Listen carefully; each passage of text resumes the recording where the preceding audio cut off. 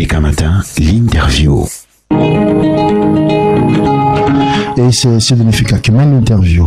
Didier Yimkwai, merci d'être dans ce studio de ABK Radio pour répondre à nos questions ce matin. Nous sommes donc très heureux de vous recevoir dans le cadre de ABK Matin. Une fois n'est pas coutume, on parle avec vous de l'année 2025. Ah oui, vous reviendrez. C'est tout à l'honneur de ABK. Pour une autre interview. Voilà. Dans une autre posture.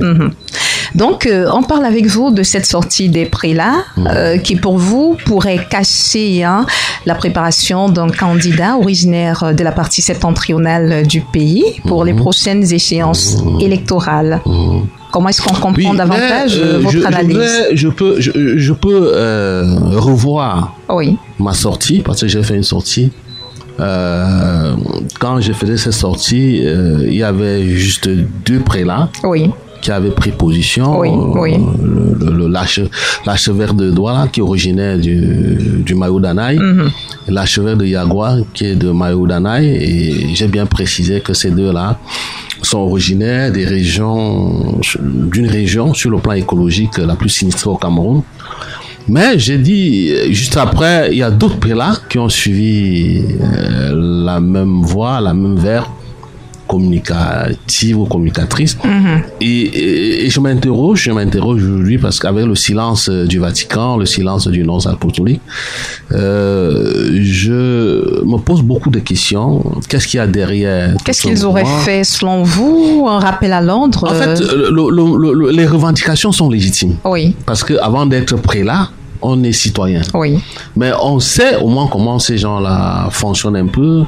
La prise de parole chez eux c'est pas comme ça. Ça fait quand même, c'est ordonné. Ils ne parlent pas n'importe comment.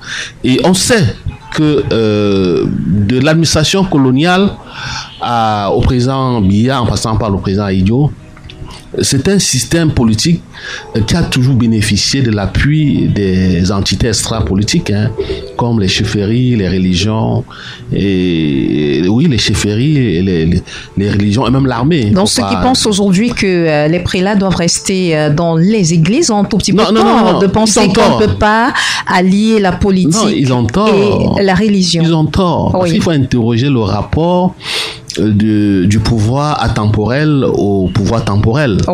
Lorsqu'on se situe à ce niveau-là, on va se rendre compte qu'il y a quand même une histoire entre l'Église et la politique, et le politique au Cameroun.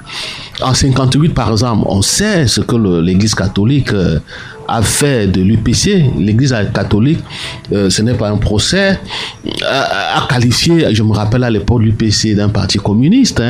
Et on connaît le problème qu'a eu le Monseigneur Dormont avec Aïdjo. Et puis, l'amour entre guillemets, entre l'Église catholique et le pouvoir, ça évolue en dents de scie. Donc, la question que je me pose aujourd'hui, puisque ça va de partout, il y a des petits groupés vers une seule personnalité. Moi, je crois que derrière, c'est vrai que les revendications sont légitimes. Quelle personnalité? Mais le président Biya. D'accord. C'est clair, non? Il demande de ne plus se porter candidat à l'élection présidentielle de 2025. Moi, je me dis que derrière, il y a un positionnement politique. Il y a un positionnement politique. Il y a 2 grilles de lecture. La première grille de lecture, évidemment, peut-être l'Église catholique veut un peu s'émanciper du pouvoir temporel, parce que pendant longtemps, on ne peut pas nier que l'Église catholique a entretenu des relations quand même, des très bonnes relations cordiales avec le politique. Mais peut-être aujourd'hui, l'Église catholique a choisi de s'émanciper. Peut-être de se ranger du côté du peuple. Peut-être pas, plutôt en utilisant, parce que... En utilisant le peuple. Oui, parce qu'il ne faut pas ignorer le contexte. Nous sommes quand même en 2025, il y aura une élection présidentielle. C'est un temps fort pour la nation camerounaise. Et puis, chaque institution voudrait se positionner. Peut-être l'Église catholique veut se positionner dans cette transition. Pourquoi pas? On a vu ailleurs dans d'autres pays, je me rappelle, dans les années 90, il y a eu des conférences nationales un peu partout. Et c'est l'Église catholique, comme au Congo, ou bien je crois au Congo, qui jouait le rôle de responsable de transition, qui était à la transition. Donc, il n'est pas exclu que l'Église catholique aussi au Cameroun ne voudrait pas s'exclure de ce qui est en train de se passer. Fifi, de la mouvance actuelle qui pourrait conduire à un changement à la tête du Cameroun, elle voudrait qu'on retienne qu'elle a contribué à sa manière à ce changement à la tête du Cameroun. Et je partage cette opinion, cet avis. Pourquoi? Parce que il y a quelqu'un, je ne vais pas citer son nom ici parce que je suis dans les principes, il y a quelqu'un, il y a quelques années, qui a analysé, la personne est un historien, il est politologue historien, il travaille beaucoup sur les questions du Maghreb. Il a essayé un peu d'identifier les divers scénarios qui peuvent se passer à la transition au sommet de l'État. Il en a identifié 4 avec ses conséquences. Premier, il a parlé du Dauphinat, que le président Biya peut choisir quelqu'un, et puis avec tout ce qu'il y a comme conséquence. Il a parlé de la monarchie. À un moment donné, on a parlé beaucoup de Franck Biya. On peut aussi parler de Madame Chantal Biya. Pourquoi pas? Ensuite, il a parlé de la transition qui est la plus demandée et qui poserait moins de problèmes, c'est-à-dire en passant par l'élection démocratique, même si le cours électoral est querellé. Mais il a aussi parlé d'un coup de force. Et vous savez que s'il y a un coup de force, on sera obligé de passer par la transition. Est-ce que l'Église catholique, qui a fait cause de la population, la preuve c'est que son image a beaucoup évolué dans l'environnement aujourd'hui. Les gens vont même très loin en demandant aussi à d'autres obédiences aux imams, par exemple, de prendre position clairement et publiquement contre, un peu comme les catholiques, contre le régime en place. Mais sauf pas forcément contre le régime en place, mais de se prononcer pour que les uns et les autres sachent ce qu'ils pensent de ce qui est en train de se passer. Tu sais très bien aujourd'hui que si tu veux être populaire, si tu veux être porté par la masse qui se trouve, tu dois prendre faire cause pour elle. Tu es d'accord avec moi? Donc, l'Église catholique s'est très bien positionnée, même s'il y a des voix discordantes, mais en général, l'Église catholique s'est positionnée aujourd'hui comme la rampe du bas peuple. Mais elle n'est pas la seule église camerounaise. Il y a des églises évangéliques, presbytériennes, il y a des églises dites de réveil qui jusqu'ici ne se prononcent pas, c'est-à-dire que leurs leaders ne sont pas intéressés par la chose politique ou ont simplement respecté le principe selon lequel les pasteurs, les prêtres doivent se consacrer à partager la parole et accompagner les fidèles. Fifi, Madame Fika, vous savez que toutes les églises ne sont pas structurées de la même façon. La technostructure des églises, les religions diffèrent des unes des autres. Mais on sait quand même que l'église catholique romaine est très puissante. Elle est puissante. Très puissante, avec un pape qui est au Vatican, très riche. Donc, on peut pas, je ne sais pas comment les autres pensent, mais une chose est sûre, lui, que lorsque on consulte des documents, la littérature sur l'histoire des églises, l'église catholique doit être peut-être la plus importante au Cameroun, je ne sais pas. Mais ce qui est sûr, lorsqu'on regarde par exemple au niveau des dons et tout ce que des dons que le chef de l'État et puis même ses ministres font à l'église catholique, c'est l'église qui reçoit plus de subventions au Cameroun aujourd'hui, plus que les autres. Donc, mais sur le plan de l'organisation structurelle, l'église catholique est quand même très très puissante. On compte à peu près 10 millions d'adeptes, ce n'est pas rien, dans le une fond, population de 30 millions d'habitants. Pour revenir sur les propos de Monseigneur Samuel Cléda, est-ce que dans le fond, il y a quelque chose de pertinent à en tirer? Non, il a raison. Moi, je partage l'avis du ministre Grégoire Ona, qui est secrétaire général du comité central du RDPC, qui a demandé à ses lieutenants, à ses louveteaux, de ne pas tirer sur les prélats. Ils ont raison, parce que, Fifi, mais sa sortie est un tout petit peu en contradiction avec celle du professeur Jacques Famondongo, qui lui a commis une tribune dans laquelle il revenait sur 3 raisons pour lesquelles le président de la République peut se présenter. La Constitution le lui permet, il n'y a pas de limitation d'âge. Il a reçu l'appel se présenter de sa base des sympathisants du parti. Et aujourd'hui, ce sont quelques éléments qui donnent quand même le droit au chef de l'État de se présenter. Fifi, il faut savoir que un parti politique n'est pas une secte. Comme pour dire... On ne vous oblige pas de penser de la même façon. D'accord. Moi, j'ai suivi l'autre jour, tu as fait une très belle analyse sur la sortie du maire de Ngoumou. Jean-Baptiste Atemengue. Par exemple. Oui. Mais il n'a pas été frappé d'ostracisme. Il n'a pas été puni. Le problème, c'est quoi? Il y a une stratégie, il y a trop de stratèges dans le RDPC. Oui. C'est-à-dire, il y a une technique, ce qu'on appelle le principe du décentrage-recentrage. C'est-à-dire, il y a un qui gâte, l'autre arrange. Bon, on peut dire que dans le parti, c'est connu, c'est entre eux que ça se joue. On dit qu'il faudrait que tu donnes l'impression qu'il y a de l'équilibre dans notre parti, il y a une liberté d'expression, il y a de la contradiction dans notre parti. Oui, pour montrer que le parti n'est pas une secte, c'est une parti qui vit. Oui. Il y a de la démocratie au sein du parti. Il y a de la contradiction, il y a des ailes progressistes. Mais en fait, à la fin, tous se battent pour un seul hégémon central, qui est Paul Biya. À la fin, ils tombent sur Paul Biya. Donc, c'est des stratégies de communication. Donc, moi, je l'ai compris. J'ai pas du principe du recentrage-décentrage. C'est-à-dire, tel gars, et ça, ils ont tout fonctionné comme ça. Là. Oui. Je prends un exemple simple. Le Premier ministre à l'époque, John Gouté, je me rappelle une fois quand le Nozo chauffait encore, Chim John-Gouté est parti au Nozo, il a été très bien reçu, c'était populaire son accueil. Il a dit bon voilà, tous les sujets peuvent être discutés. Hein. Bon, moi, ça nous dérange pas, ça ne dérange pas le chef de l'État, même s'il faut discuter de la nature de l'État, même ça ne dérange pas. Mais 24 heures après, le ministre de l'État a pris son contre-pied. Hein, tout à fait. France 24 en disant que non, on peut tout discuter. Ça ne se négocie pas. Sauf la nature de l'État, sauf ceci. Rien, ça ne se négocie pas. Mais tous se battent pour une même personne. Paul Biya. Donc en fait, c'est des techniques de communication pour montrer à la masse qu'après tout, le RDPC n'est pas une secte. Le RDPC, c'est un parti où on peut avoir des voix dissonantes, on peut avoir de la contradiction. Et puis, ça arrange l'image du parti. Le Monseigneur Samuel Cléda insiste sur le besoin de voir au Cameroun une transition se faire de façon pacifique et il insiste là-dessus. Est-ce qu'il y aurait des raisons de craindre que la transition ne se fasse pas pacifiquement dans notre pays? Non, tout le monde craint. Lorsqu'il y a une élection présidentielle, dans un système présidentialiste très très fort comme chez nous, et encore que c'est quand même 42 ans de pouvoir. Hein. Le président Biya est là depuis 1962.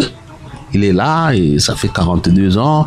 Il a 92 ans. Moi, j'ai un ami journaliste qui m'a dit que non. Près de 60 ans. 60 ans à la haute administration. Il a 92 ans. Quelqu'un m'a dit, j'ai un ami journaliste qui m'a dit non, Didier, l'âge ne devrait pas faire l'objet d'un programme politique. J'ai dit que non. À un certain âge, on ne peut pas faire des analyses rigoureuses sans tenir compte du temps biologique. À un moment donné, vous êtes maître du temps, vous êtes maître de l'horloge, mais lorsque l'âge, lorsque ça croît, vous n'êtes plus maître du temps. Et c'est ce qui pourrait faire peur parce que ça peut amener des gens à des impostures à se développer. Tu sais pourquoi ça fait peur, des impostures à se développer. Pourquoi ça fait peur? Non. Parce que l'importante longévité du chef de l'État à la tête au sommet de l'État a engendré ce qu'on appelle les réseaux, les clans. Pendant 42 ans, des clans, ces créatures qui se sont fait beaucoup d'argent aussi, qui sont trop riches. Vous comprenez? Donc, parce que quand le président Biya arrive en 82, il a 49 ans. Le président Aïe Djona a passé 60 ans. Donc, il n'a pas eu le temps de créer des niches de pouvoir. Il n'a pas eu le temps. C'est pour ça que le président Biya n'a pas eu de problème. C'est vrai que quelques-uns de ses collaborateurs, lorsqu'il était Premier ministre, voulaient l'embêter un peu. Mais en 2-3 ans, il a résolu leurs problèmes. Il les a mis de côté, il a avancé. Mais cette fois-ci, ce n'est pas ça. Donc, il y a des niches de pouvoir même dans l'armée, il y a des collusions entre les hommes d'affaires et puis les politiques. C'est très fort. Donc, lorsque vous avez des créatures qui sont riches, qui sont immensément riches, je me rappelle, à TBA, il disait que lorsque quelqu'un à lui seul peut détourner 1 milliard, c'est plus pour manger, c'est plus pour se vêtir, c'est pour préparer les milices. Donc on devrait garder l'œil ouvert. Et là, ça a engendré ce qu'on appelle les nouvelles solidarités qui se regardent en chien de faïence. Vous avez le Bami Power, vous avez les Ekang, vous avez les 10 millions de Nordistes. Ça, c'est des solidarités nouvelles c'est des nébuleuses, c'est-à-dire c'est des nébuleuses, on ne les voit pas, mais qui existent. Vous savez pas ce qu'ils pensent. Elles pensent ces nébuleuses. Donc c'est pour dire que Monseigneur Cléda, qui est un prélat respecté et qui reçoit les confessions.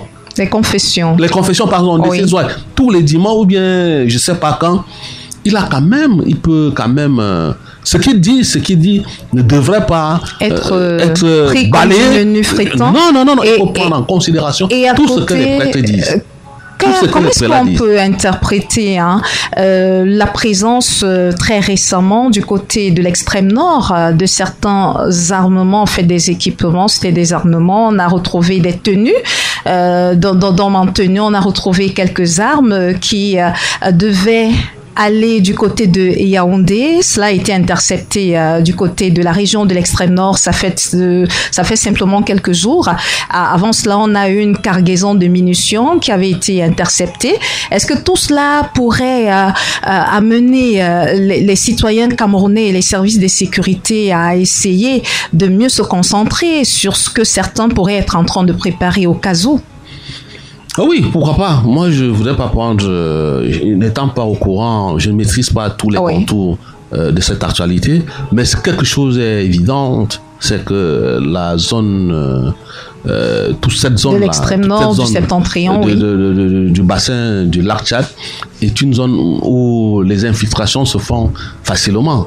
Le lac Tchad, par exemple, lorsqu'on parle des crises de sécurité, des crises écologiques, le lac Tchad, le bassin du lac Tchad est une zone à risque. Le lac Tchad, c'est presque aujourd'hui